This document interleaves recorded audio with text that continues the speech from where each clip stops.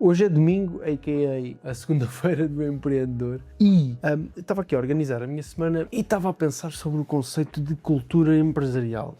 Normalmente, do ponto de vista lógico, eu defino a cultura como a interseção entre as ações e as palavras, ou seja, a interseção entre aquilo que se diz que a cultura é, as palavras na parede, etc, etc, mas aquilo que se registra no dia-a-dia, ou seja, quais são realmente as ações que alimentam essas palavras. Por exemplo, se eu digo que na minha empresa há uma cultura de feedback sem limites, ou seja, pode haver feedback de baixo para cima, de cima para baixo e lateralmente. Lateralmente é entre colegas, de cima para baixo é de superiores hierárquicos para colaboradores, de baixo para cima de colaboradores para superiores hierárquicos. Se eu digo que que existe uma cultura de feedback honesto e frequente e daí em diante, mas depois um colaborador vai dar feedback ao superior hierárquico, ao líder de equipa, ou que seja, esse líder diz que não tem tempo para isso, ou às vezes nem é preciso palavras, é mais uma vez as ações, a forma como ele reage, recebe o feedback e faz e desconsidera, não ouve,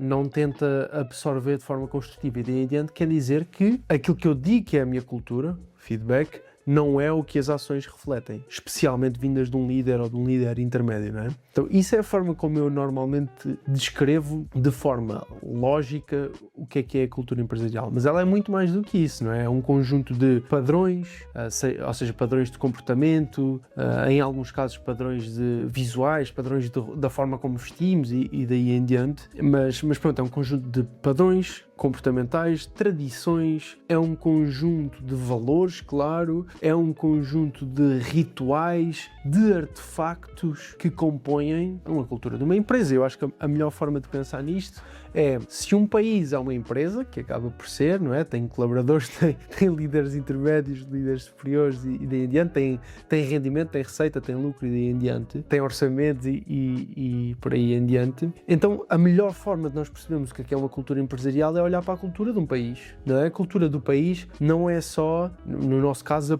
Portugalidade, whatever that means, né? Não é só os valores que nós dizemos que fazem parte da nossa cultura enquanto país, são também a gastronomia, são também o nosso hábito de, especialmente assim que começa a ficar um bocadinho de sol, sair do trabalho e ir para a esplanada com amigos e etc, beber um copo, que não é normal em muitos dos países, não é normal a quantidade de vezes que nós almoçamos fora ou jantamos fora e ficamos à mesa, não é normal, diga-se, não estou a dizer que é mal de todo, eu adoro isso, estou a dizer que não é comum, não é comum na maioria de outros países. A nossa visão de família faz parte da nossa cultura, o nosso hino, a nossa bandeira, tudo isso compõe a cultura do nosso país. Então nós temos de perceber na nossa empresa, ou na empresa que nós queremos construir, quais é que vão ser os símbolos dessa cultura. Qual é que vai ser o hino, qual é que vai ser a bandeira, qual é que vai ser os hábitos quando fica sol, quais é que vão ser os valores daquilo que nós acreditamos, o que é que nós valorizamos e daí em diante. E isto aqui começa a ficar um bocadinho mais complexo, porque se um país como Portugal teve quase 1000 anos para construir a cultura que hoje é a cultura portuguesa, que, diga-se de passagem, está em constante mutação, a nossa e dos outros países todos, nós, enquanto empresários, não temos 1000 anos para criar ou definir a nossa cultura, não é? Temos um bocadinho menos do que isso. Então, obviamente que não é 100% comparável, mas temos que conversar sobre isso e entender que funciona mais ou menos na mesma lógica. E uma analogia que eu usei há pouco tempo, ou que eu pensei há pouco tempo, é a analogia, se calhar um bocadinho parva, de que a cultura é uma bebida alcoólica. Porquê? A consequência de nós conseguirmos fazer com que alguém beba a nossa cultura empresarial é que ela fique bêbada da nossa cultura. Bêbada a um ponto de, logicamente percebe porque é que gosta de fazer parte da organização, mas vai um passo além disso, vai ao ponto de, se calhar o exemplo mais claro disso seria uma cultura, eu estar tão embebido na cultura de uma empresa que mesmo que me dê o dobro do salário noutra empresa eu rejeito. E que é uma decisão irracional, ou em muitos sentidos irracional. E o objetivo é chegar aí, a uma cultura tão impactante que nos leva para aí, além de motivar os colaboradores a fazer mais, melhor, a atingirem o seu potencial e daí em diante. Mas a cultura acaba por ser uma espécie de bebida alcoólica, porque o objetivo é, primeiro que tudo, fazer com que as pessoas bebam e, em segundo lugar, fazer com que as pessoas fiquem intoxicadas dessa bebida e queiram ficar e se sintam parte deste movimento, não é? E porquê é que ela é uma bebida alcoólica? Primeiro porque intoxica, no bom sentido da coisa, mas segundo, porque nós só conseguimos perceber como é que temos que trabalhar a nossa cultura quando em primeira instância percebemos qual é a nossa...